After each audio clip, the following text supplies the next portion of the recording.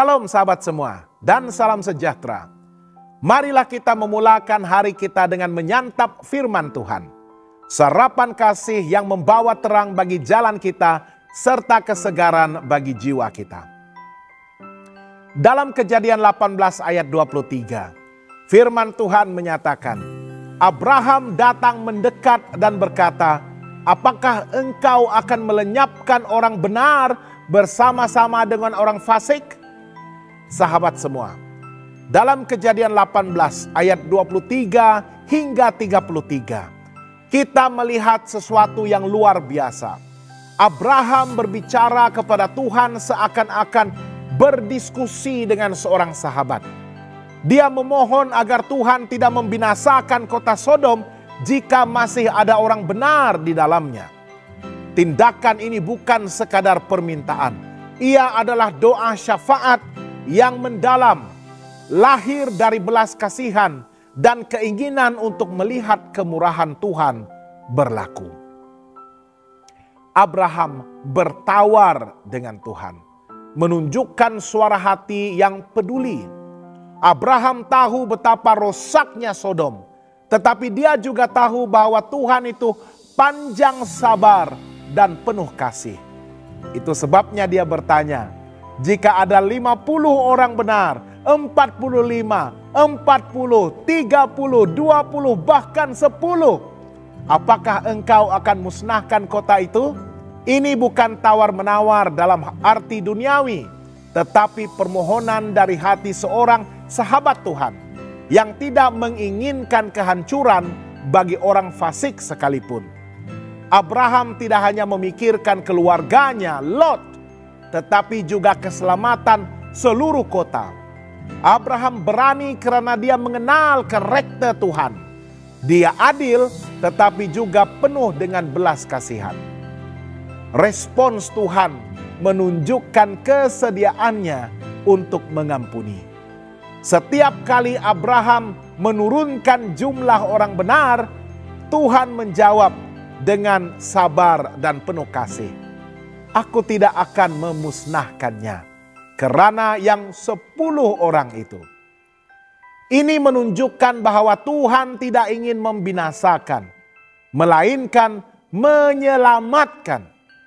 Ia mencari alasan sekecil apapun untuk menunda hukuman dan memperpanjangkan rahmatnya. Walaupun akhirnya kota itu tetap dimusnahkan, karena bahkan 10 orang benar pun tidak ditemukan. Kita belajar sesuatu yang sangat penting. Hati Tuhan cenderung kepada pengampunan, bukan pembalasan. Tuhan mendengarkan doa syafaat umatnya. Dia adil, tetapi kasih karunia-Nya melimpah. Ada 2 sifat Tuhan yang besar terlihat jelas di sini. Keadilannya yang tidak membiarkan dosa terus bermaharajalela tanpa hukuman.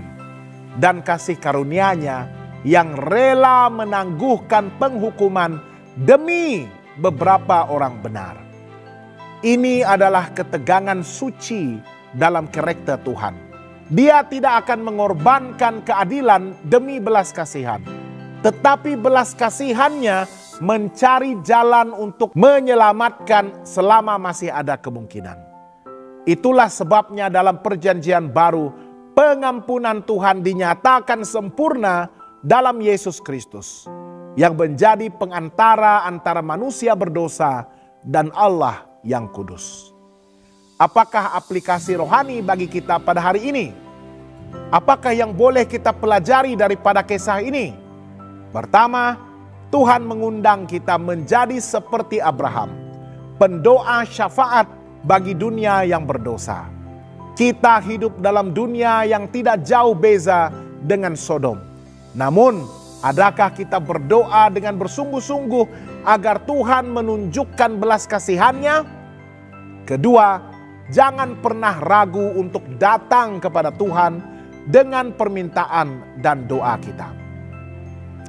Tuhan mau mendengar suara anak-anaknya. Ketiga, kita dipanggil untuk memiliki hati seperti Tuhan, yang mengasihi orang berdosa, namun membenci dosa. Kita tidak boleh tinggal dalam diam ataupun bersikap apatis. Kita harus mendoakan, menginjili, dan membawa terang dalam kegelapan. Keempat, ingatlah bahwa kasih karunia Tuhan masih tersedia pada hari ini. Namun keadilannya juga nyata. Jangan menunda pertobatan, karena hari esok bukan milik kita. Sahabat yang dikasihi Tuhan, Tuhan masih mencari Abraham. Abraham masa kini, mereka yang rela berdiri di celah, mendoakan orang lain, dan percaya kepada kuasa kasih karunia-Nya. Marilah kita tidak hanya melihat dunia dalam kehancuran, tetapi melihatnya melalui hati Tuhan yang penuh belas kasihan. Dan berdoa, Tuhan, kalaupun hanya 10, selamatkanlah mereka. Jangan lupa untuk melayari dan subscribe saluran YouTube kami di youtube.com/@hopetv Malay. Tuhan memberkati dan selamat bersarapan.